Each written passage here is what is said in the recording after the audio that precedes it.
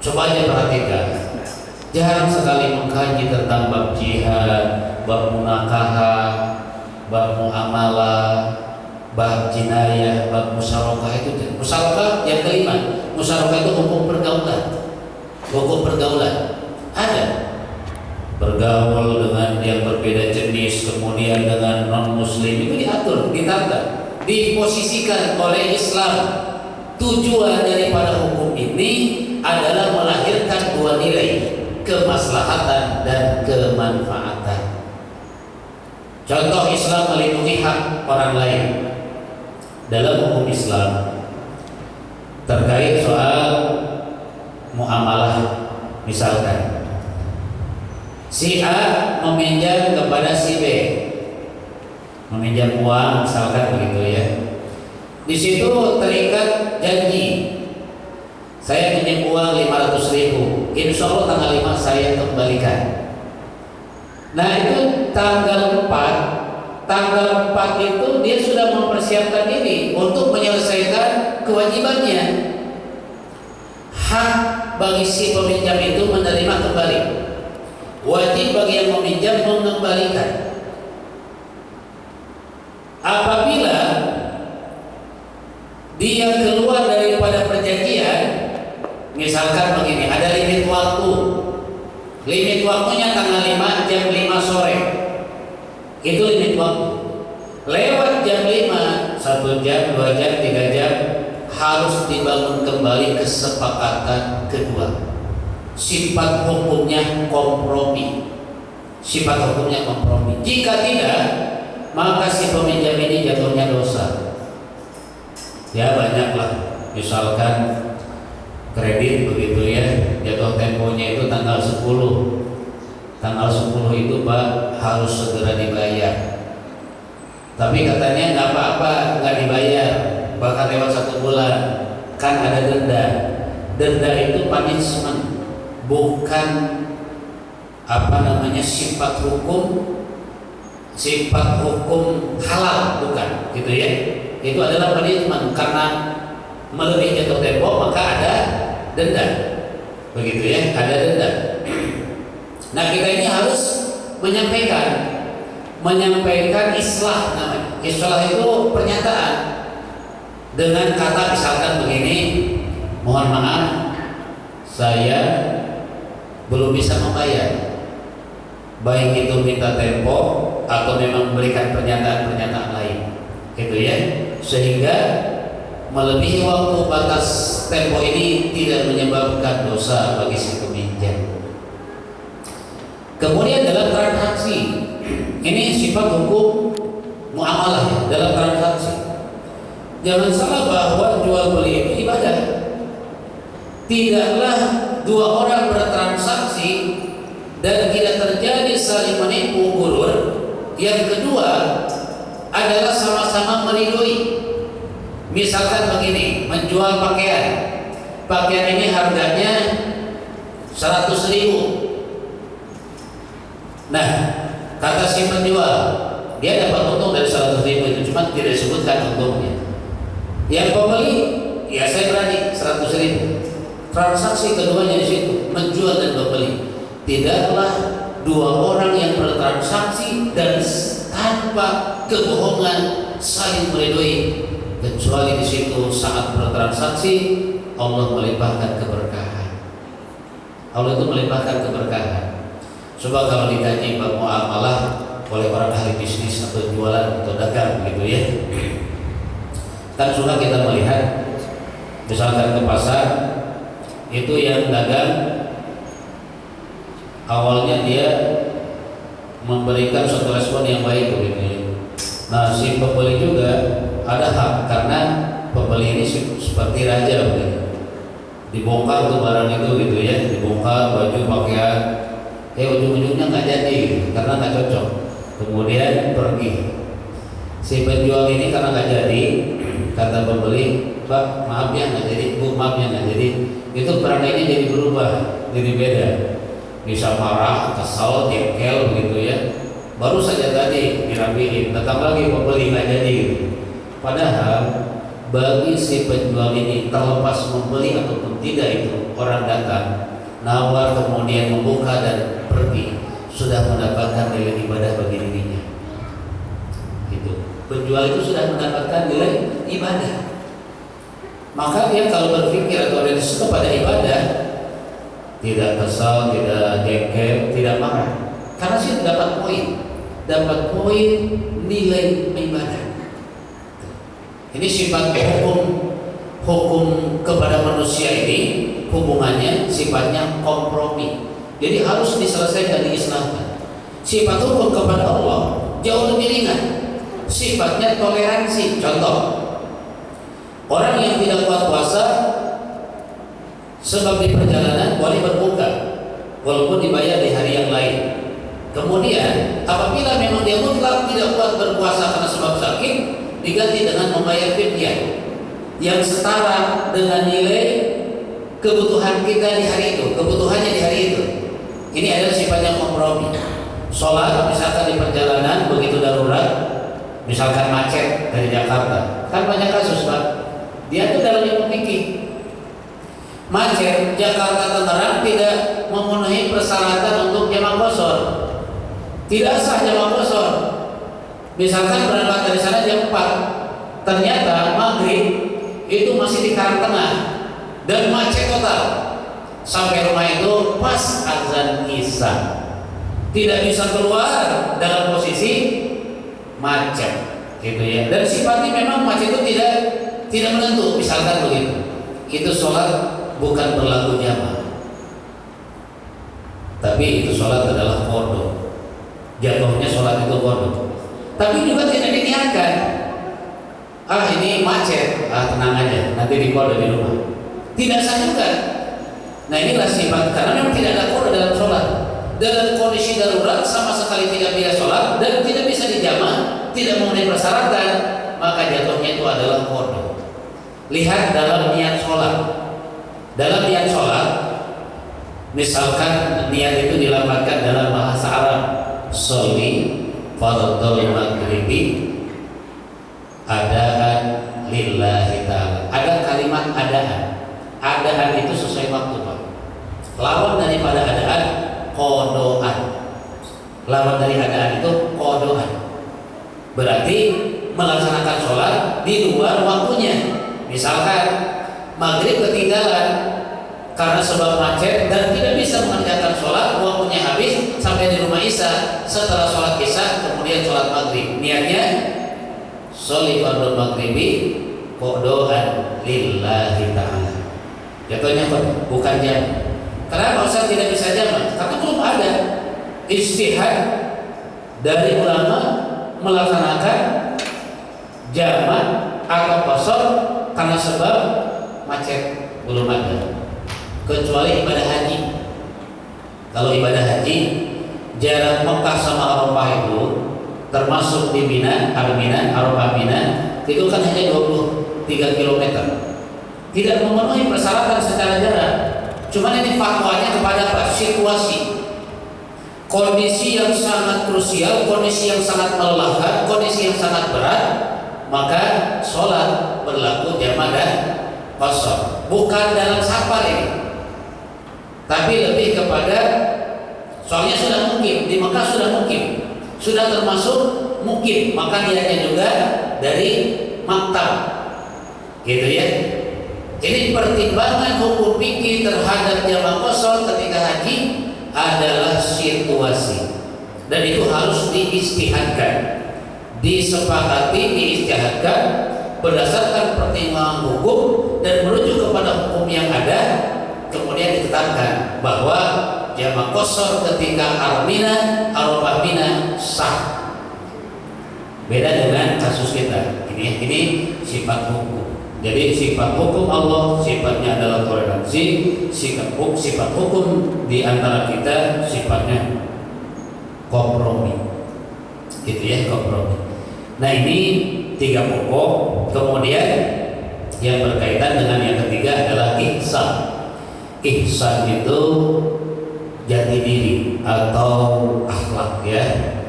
Ilmunya ilmu tasawuf. Jadi kesimpulannya, ilmu keimanan diatur, dibimbing dengan ilmu tauhid. Kemudian Islam terkait soal fikih dibimbing dengan ilmu fikih, fiqhiyah sifatnya, merujuk kepada imam Maha'idul Arba'ah, imam yang 4 begitu. Kemudian tasawuf adalah lebih kepada muatan akhlak atau kepribadian, integritas atau juga jati diri. Jadi memiliki akhlak. Akhlaknya akhlak kepada Allah, kepada diri sendiri, kepada sesama, kepada keluarga, kepada tetangga, kepada orang-orang yang ada di sekitarnya, dan terhadap alam semesta.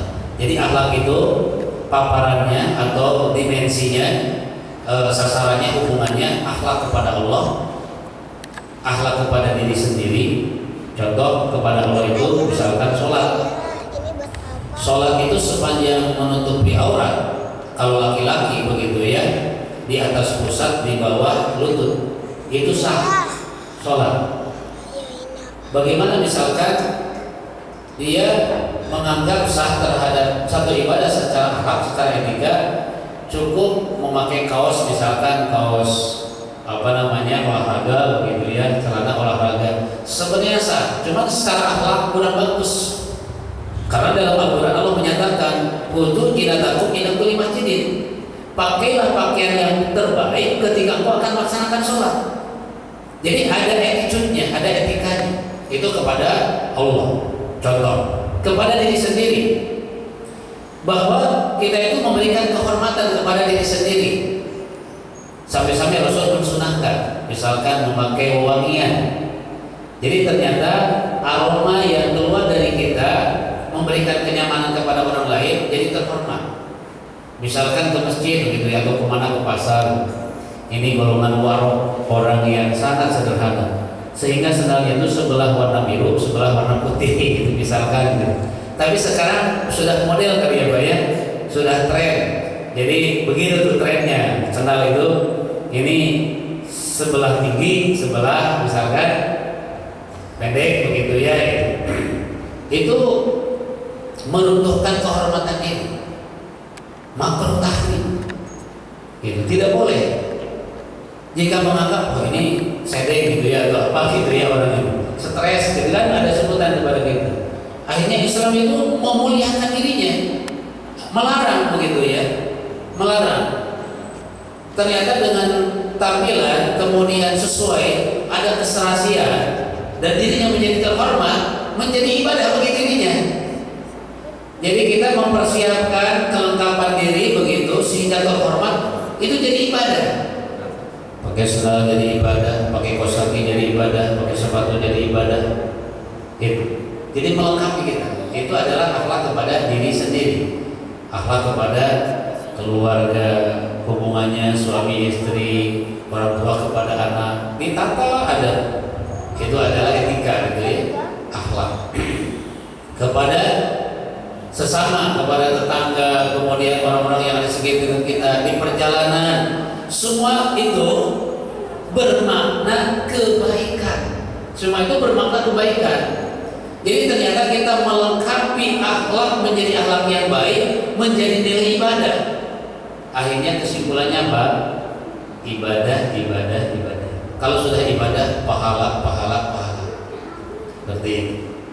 Jadi setiap apa yang ditentukan dalam ajaran Allah terkait ajaran Islam, di dalamnya melahirkan dua manfaat dalam kehidupan kita. Pertama adalah kemaslahatan, yang kedua kemuliaan. Jadi ada kemaslahatan. Apa itu maslahat itu? Baik. Jadi baik dengan tetangga, jadi baik di jalan, jadi baik begitu ya. Ini jadi kebaikan.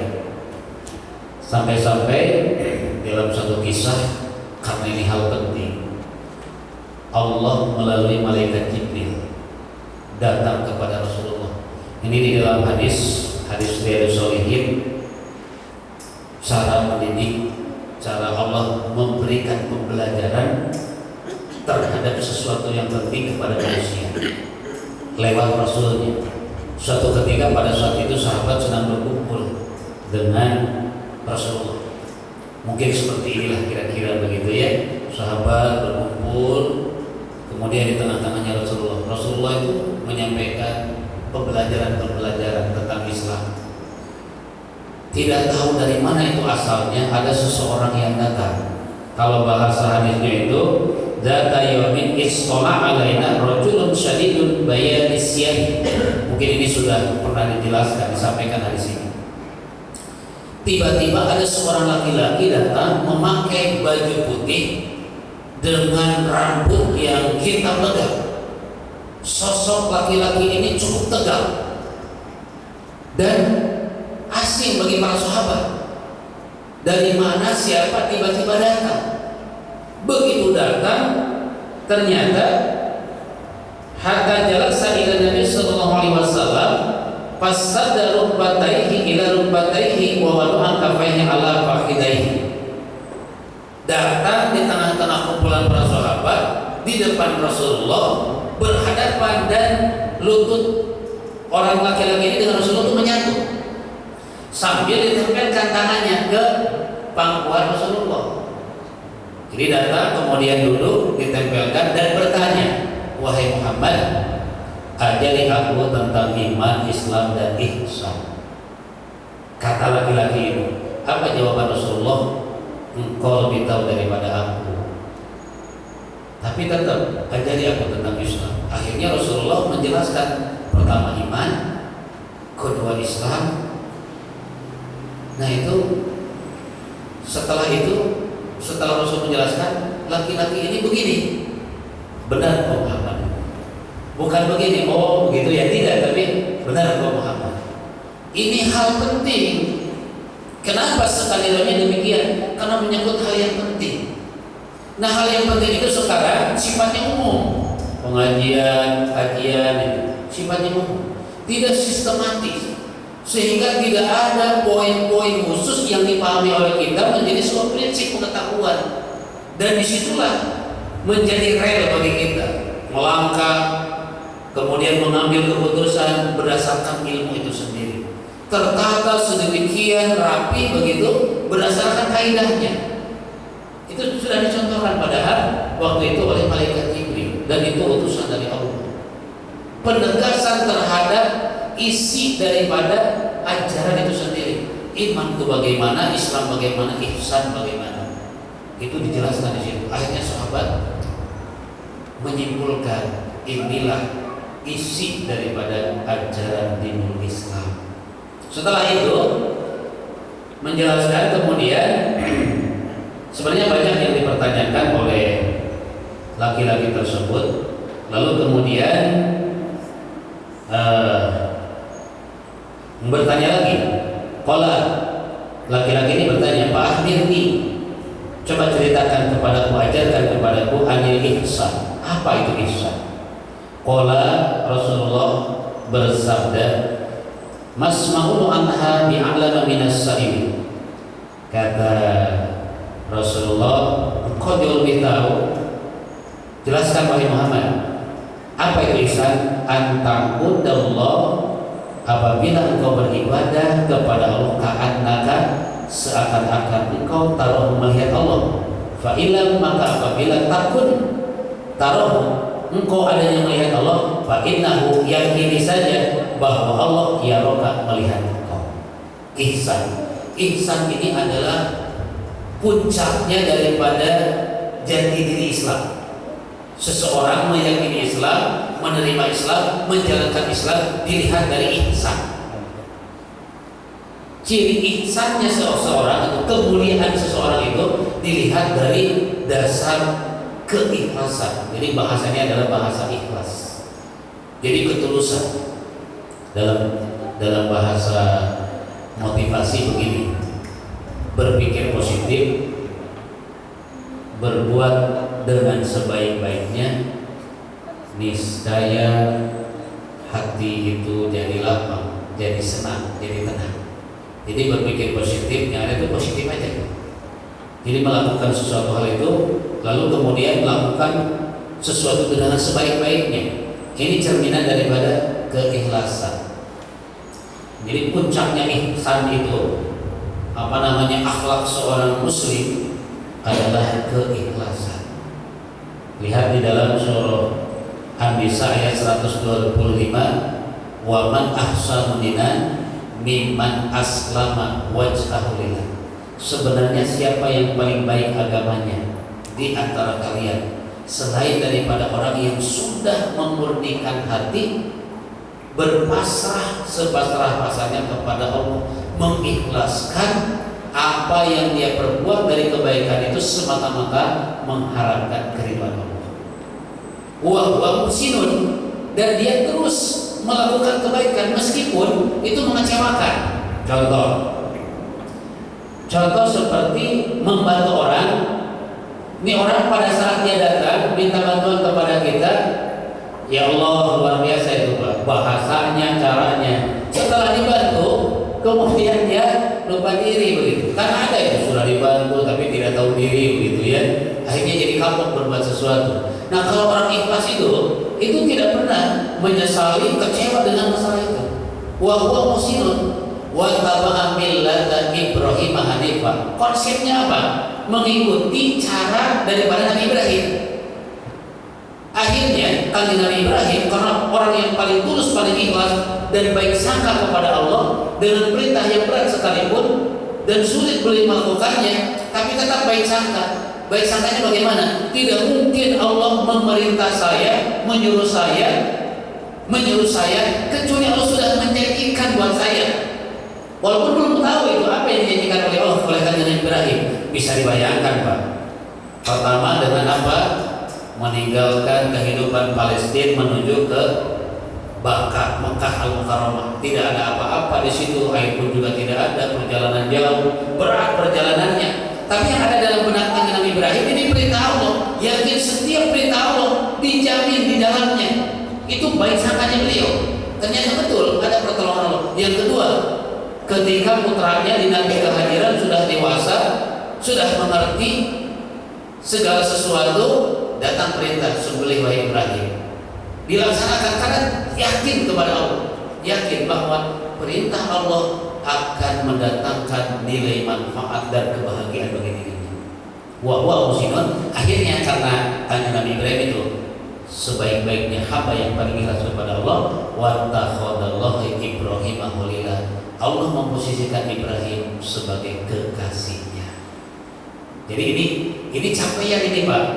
Jadi orang ikhlas itu adalah orang yang tenang, yang senang, yang dijamin Allah ada di sana, disiapkan. Jangankan yang diminta, yang belum terpikirkan oleh dirinya sudah disiapkan oleh Allah. Jadi ihsan.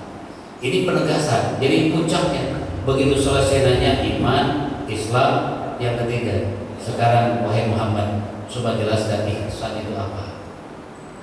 Nah, ini memiliki makna yang sangat mendasar. Kalau tentang ihsan ini dalam kajiannya itu ilmu tasawuf. Kalau misalkan kitabnya Ihya'ul Ulumuddin, kalau fikih ya bisa Al-Bajuri, bisa Takrib, bisa Fathul Mu'in, bisa Muhaddats, itu kitab-kitabnya begitu ya. Kemudian tauhid, kalau tauhid ini sifatnya umum, lebih banyak kepada ayat-ayat Allah kaitan dengan soal keimanan. Nah, ada juga kitabnya, kitab sederhana untuk kaitan soal tauhid, kemudian fikih tasawuf, itu adalah Sulamut Taufiq. Sulamut Taufiq di situ kita meringkas tentang bab-bab yang berkaitan dengan pokok-pokok iman, Islam, ihsan. Ini adalah rujukan. Jadi lepas dari soal khilafiyah atau perbedaan, sepanjang perbedaan ini adalah sifat yang fikih itu bukan masalah. Nah sekarang ini sedang diuji kita, yang bukan prinsip dari persoalan khilafiyah menjadi suatu perdebatan. Akhirnya perpecahan, ponis, kemudian justifikasi terjadi di situ. Padahal itu soal khilafiyah. Itu ya soal khilafiyah. Ini masuk pihak-pihak yang berkepentingan mengacak-acak umat itu, baik soal khilafiyah, ideologi, kemudian kelompok dan sebagainya untuk saat ini. Inilah saudaraku bapak-bapak sekalian, kajian kita malam ini sebagai wawasan.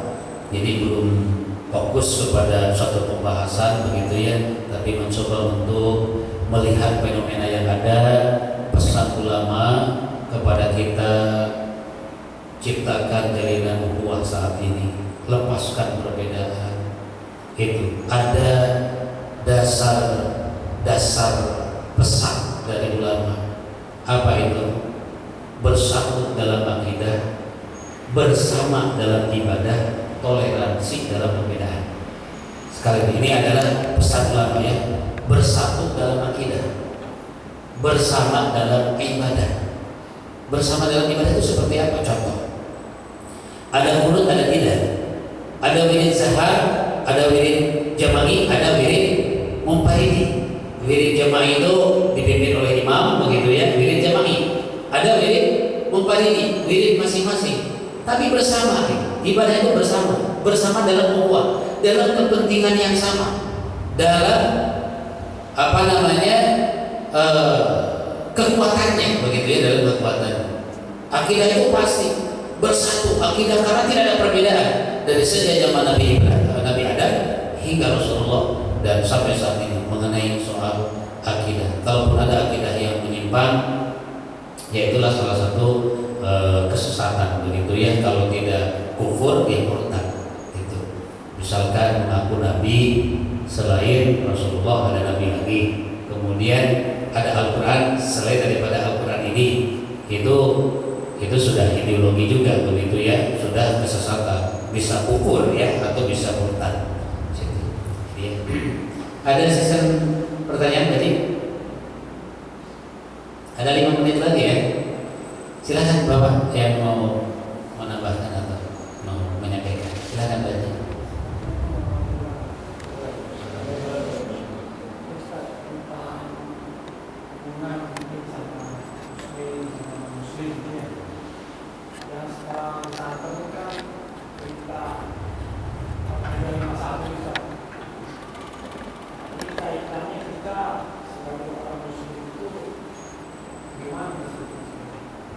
Ya, di ayat 51 itu ditujukan kepada orang beriman karena menyangkut hal penting dalam hidupnya, bergaul,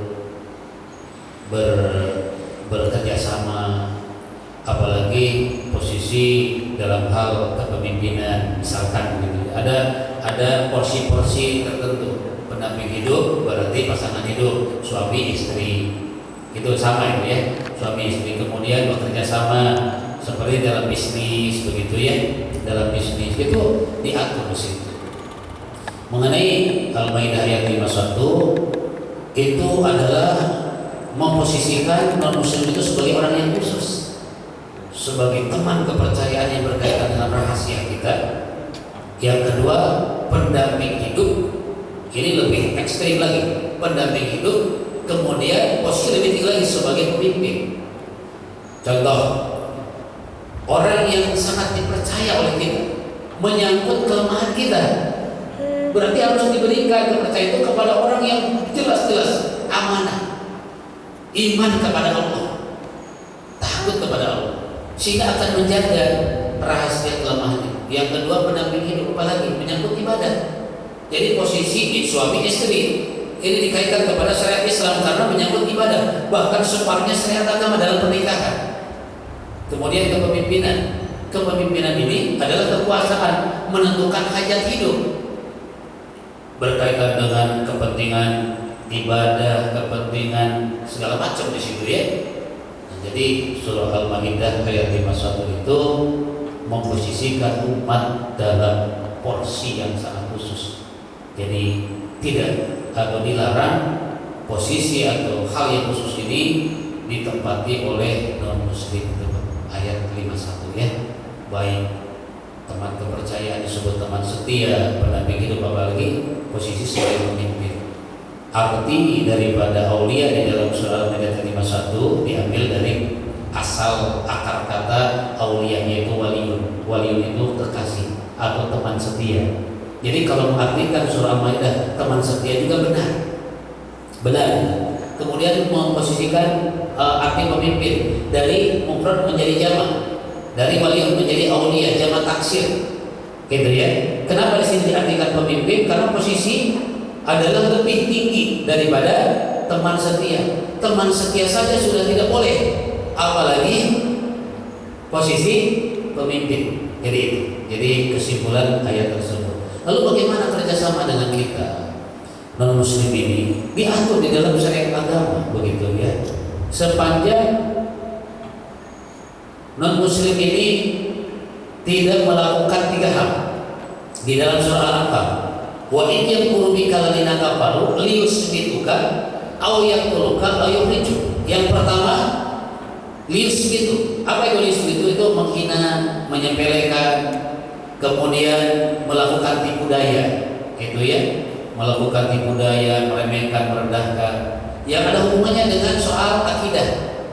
Nah, ini sudah harus ditinggalkan. Yang ketiga, yang kedua, au yaqtuluka. Jadi menciptakan keresahan, bahkan memerangi. Itu yang memerangi, menindas.